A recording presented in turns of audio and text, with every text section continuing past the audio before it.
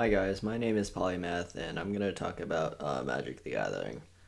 This video is going to be about one of the most broken mechanics in Magic the Gathering ever printed, Storm. There's the scale for how broken a mechanic is literally called the Storm scale for a reason. And anyway, in this video I'm going to discuss a little history behind the mechanic Storm and how decks based around Storm usually work. Yeah, let's go. Storm as mechanic. In cards, Storm has been pretty well known as the most broken mechanic in Magic. Now, I personally don't agree with that, but Mark Rosewater, like the R&D guy behind Magic the Gathering's cards, seems to think so. Like I said, the scale for the chances of a mechanic coming back in a future set is called the Storm scale, and Storm is like the highest ranking on that scale, a 10. Storm is defined as such. When you cast this spell, copy it for each spell cast before it this turn. You may choose new targets for the copies. It was first released in the set Scourge in 2003. This set has 12 cards with the Storm mechanic in it, and now there's 26 cards with Storm on it. Some information on rules that makes this card a lot more powerful. The amount of spells cast this turn, your Storm count, includes your opponent. So if your opponent has cast some spells like this turn, that would count toward your Storm counter, like how many times you copy the spell. And if your opponent casts a counter spell, the spell with Storm copies itself instantly based on the Storm count. So the counter spell would only affect the original spell and not the copies created by the Storm ability. And now that that's out of the way, on to the deck. But before that, you should subscribe, since this video took a while to edit and produce and script and stuff, and it's not hard to click the button. Please? Yeah,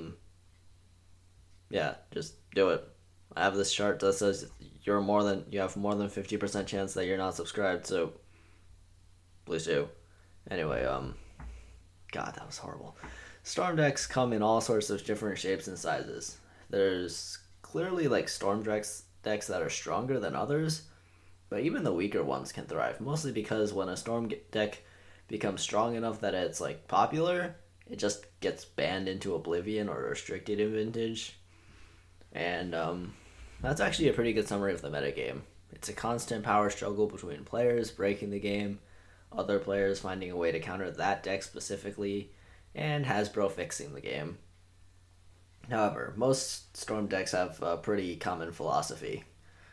The deck works like casting enough spells, setting it up so you can cast enough spells to get a really high Storm count, then playing some card with Storm that will either one-shot your opponent or guarantee your opponent's death. This is accomplished by using spells that will generate mana. Most Storm players call these rituals. This is a reference to Dark Ritual, a card that gives you 3 mana for the price of 1. More modern examples would use Rite of Flame, Desperate Ritual, and others on the screen, which are all more watered down versions of Dark Ritual. And after it plays a bunch of rituals to get a bunch of mana, it also casts spells that are easy to cast but don't do much. These are called Cantrips. Usually the Cantrips should try to draw you a card, since your hand's going to need refilling from playing all these spells, and you need more. Your maximum hand size is 7, but you gotta play more than 7 cards to get a higher Storm count than 7. So you can get around that by using cards like Serum, Visions, and Opt. These are cheap cards, but they do draw you more cards. So your rituals will create a ton of mana, your cantrips will give you more cards to cast using all that mana, and all of these are pushing your Storm count up and up. After that, you can use your win condition of choice. There's a couple options for this win condition. The best option is Tendrils of Agony. Okay, it's pretty simple. 10 spells, Tendrils of Agony, game over. That's simple. However, it is 4 mana, so if your rituals somehow don't give you enough mana to cast it consistently, that does happen sometimes. Another way to do it is to use Brain Freeze.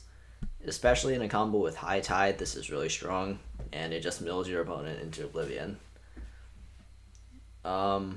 Usually in Vintage decks, if you don't get Tendrils of Agony, if you don't draw it, you can use Empty the Warrens. This won't one-shot your opponent, per se, but like, what strategy is going to work against, like, having a ton of 1/1 goblins before, like, turn 5? Like you can summon up to, like, 20 goblins if you do the same setup as Tendrils of Agony. That's a lot. Anyway, Mind's Desire is used a lot in the Commander format for Storm decks that are in there, which has some really strong spells and really emphasizes the late game. So, like, Mind's Desire is a pretty good counter, and also with, like, the Tendrils of Agony deck, sometimes they have run Mind's Desire. And speaking of Tendrils of Agony, it is banned in Modern. So if they want to use Storm decks in Modern, people usually use Grape Shot, where you need 20 Storm counters. This requires a very specific setup. And the final sort of important Storm card I wanted to put on here is Fluster Storm.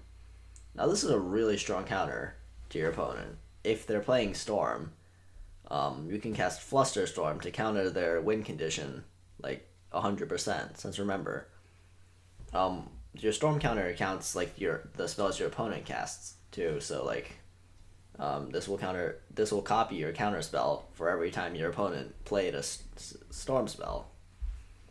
And yeah, now I'm going to talk about the metagame. In the last year, in the historic format, the Dragon variant of Storm decks got 0.38% of the metagame, which is, it's a decent amount. In Modern, 1.06% of the meta was Red-Blue Storm, which is Grape Shot as its win condition since Tendrils of Agony isn't allowed in Modern. And in Legacy, it got 0.38%. Remember, like, even the most popular decks rarely rise above 10. As you see, Storm is like on the outskirts of popularity, but it is strong enough that most people will sideboard cards like Fluster Storm just in case. However, I don't really see Storm decks ever becoming like meta defining, since at the end of the day it's a fringe strategy.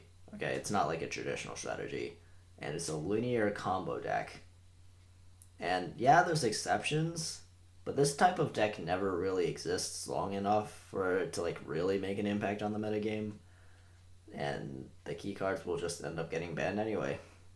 So that's why I think Storm isn't going to be in the meta anytime soon. Anyway, thank you for watching. I hope you enjoyed, and if you did, leave a like and subscribe. Goodbye.